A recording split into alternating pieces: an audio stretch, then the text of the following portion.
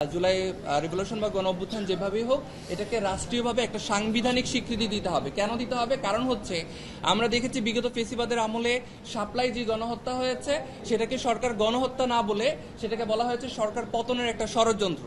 এটাকে জাস্ট উল্টে দেওয়া হয়েছে ঘটনাটাকে। পিলখানায় যে হত্যাকাণ্ডের মাধ্যমে আমাদের 57 জন সেনাবাহিনীর দক্ষ অফিসারকে হত্যা করা হয়েছে, সেই বিশাল এই মহামারী হত্যাকাণ্ডটাকে তারা উল্টে দেওয়া হয়েছে যে বিডিআর বিদ্রোহ বলে। ঠিক আছে, তো এই ধরনের যে একটা ষড়যন্ত্র 2 বছর 5 বছর পরে হবে না, এটার কোনো নিশ্চয়তা নাই যদি হচ্ছে আমরা এটা সাংবিধানিক স্বীকৃতি না পাই। তো সেই জায়গা থেকে আমাদের ঘোষণা খুবই সুস্পষ্ট। জুলাই যেই আন্দোলন হয়েছে, এই যে 2000 শহীদে এবং হচ্ছে প্রায় 30,000-এরও বেশি আহতদের রক্তের বিনিময়ে আমরা যে নতুন স্বাধীনতা, দ্বিতীয় স্বাধীনতা পেয়েছি, সেই স্বাধীনতাকে অবশ্যই রাষ্ট্রীয়ভাবে সাংবিধানিক স্বীকৃতি দিতে হবে। এই কয়েকটা বেসিক বিষয় আজকে আমরা আংশিক আলাপ হয়েছে। এরপরও আমরা হচ্ছে অফিসিয়ালি সেটাকে সবাই ঐক্যমত্য হয়ে আমরা সরকারকে একটা প্রস্তাবনা পেশ করব বলে আমাদের প্রাথমিক সিদ্ধান্ত হয়েছে। এই সমস্ত দলগুলা আওয়ামী লীগকে সমর্থন দিছিল এবং যারা হচ্ছে আওয়ামী লীগকে মানে সমস্ত দিক থেকে সাপোর্ট করেছে, সেই সমস্ত দলগুলোকেও চিহ্নিত করে আমরা মনে করি বিচার কার্যক্রমে তাদেরকেও আনা উচিত। এটা হচ্ছে আমরা মনে করি যে ইসলামপন্থীদের একটা বড় হত্যাকাণ্ড হয়েছিল পরবর্তীতে হচ্ছে মোদি বিরোধী আন্দোলনে, সে হত্যাকাণ্ডকেও অস্বীকার করা যায় না।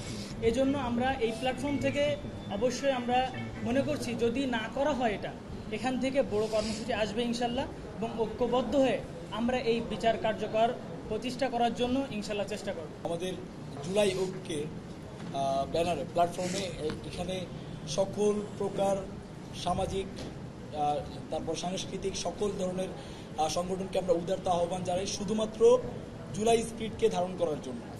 আমরা কালচারালি আমরা এখনো পর্যন্ত বিপ্লবের 10 মাস হতে চললো, আমরা কিন্তু কালচারালি খুব বেশি একটা মুভ দিতে পারছি, বিষয়টা এমন না যে খুব জুলাইকে এস্টাবলিশ করতে পারে এমন কিছু দিতে পারছি তারপরে কোনো দিক দিয়ে। তো এইভাবেই আমরা চাই যে জুলাইটাকে ধারণ করতে। তো জুলাই ঐক্যের সাথে সমস্ত জেলার যত সামাজিক সংগঠন আছে, যত সমৃদ্ধিশালী সাংস্কৃতিক সংগঠন আছে, সবাইকে নিয়ে যতদিন পর্যন্ত আওয়ামী গণহত্যার বিচার না হবে, শুধুমাত্র আওয়ামী গণহত্যা না, আওয়ামীদের সাথে আওয়ামী নিষিদ্ধের প্রশ্নের সাথে সাথে সম্পূরক একটা প্রশ্ন এসে যায় যে 14 দলকে অবশ্যই এর দায়ভার নিতে হবে এবং তাদেরকে নিষিদ্ধ করতে হবে।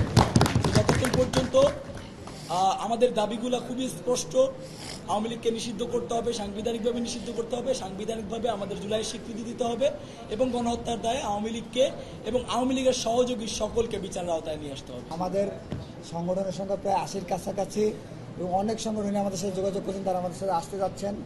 আমরা পর্যালোচনা করে এই সংগঠনগুলো আসলে জুলাই স্পিরিট ধারণ করে তাদেরকে ঐক্যবদ্ধ করব।